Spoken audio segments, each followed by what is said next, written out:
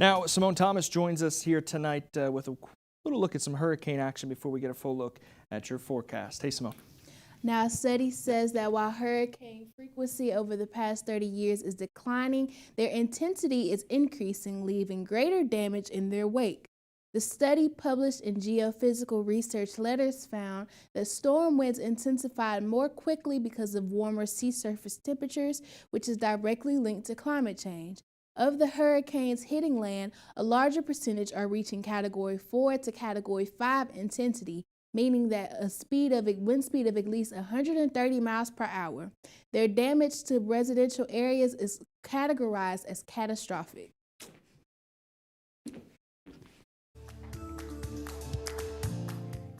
Now, we have had some warm action here in West Texas. As you see, current temperatures are still in the 80s across the board. One of our cooler spots right now, Snyder, only 82 degrees. And I say only because that's the coolest spot that we have right now.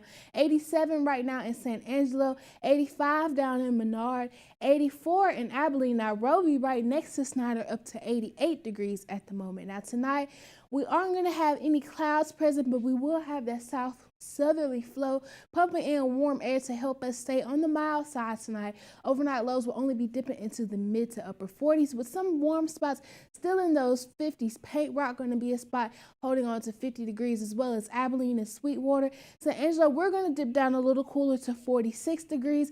48 degrees over in Robert Lee tonight. Now, we're going to bounce back up tomorrow. I mentioned this earlier, how the weekend is going to be so pretty with highs in the 90s with sunny skies, but we are going to see the return of elevated to critical fire weather conditions this weekend as we see an increase in wind speeds as well. But check this out. We do have a cold front coming on the way next week to bring our temperatures a little closer to average. It could also bring some rain chances, but before we get there, we do have this fire weather watch in place for pretty much all of our viewing area that is south of I-20, and that is going to go into effect at 11 a.m. tomorrow and stay into effect until 7 p.m. tomorrow. The main threats that we're looking at are wind gusts up to 25 miles per hour.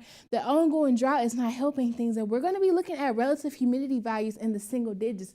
In fact, things are going to be way dry tomorrow. We're looking at a relative humidity value of 6% in both San Angelo and Abilene by tomorrow afternoon. Only 5% up in Sterling City. A little more moist, just barely, up in Benjamin at 11%, and then things get even drier on Sunday.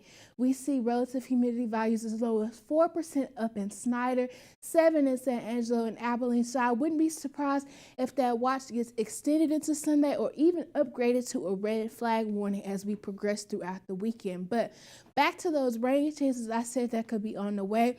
This is a look at what's happening in the upper atmosphere. This trough that we had earlier this week to bring the rain we saw earlier this week is going to continue to move east while this ridge comes into play over weekend. That's what's helping us get so warm this weekend, but that's also what's helping drive those faster wind speeds at the surface. Now, as this starts to move east into the start of next week, we see another possibly stronger upper level trough making its way into our viewing area with a surface cold front that will help bring those cooler temperatures that we talked about. But we're looking at isolated to scattered rain to thunderstorm chances. At the moment, uncertainty around if we're going to see any severe thunderstorms, but if we do, that will predominantly stay to our east. But any little bit of rain we get could be helpful at this point. But wrapping this up with the 7-day, we're going to continue throughout the weekend and into the start of next week with sunny skies by Monday, mid-90s, before we start to see that trough and cold front come through on Tuesday, increase in cloud cover while it's making its way through, bringing those rain chances Tuesday night into Wednesday before we see temperatures a little closer to average for this time of year by mid next week,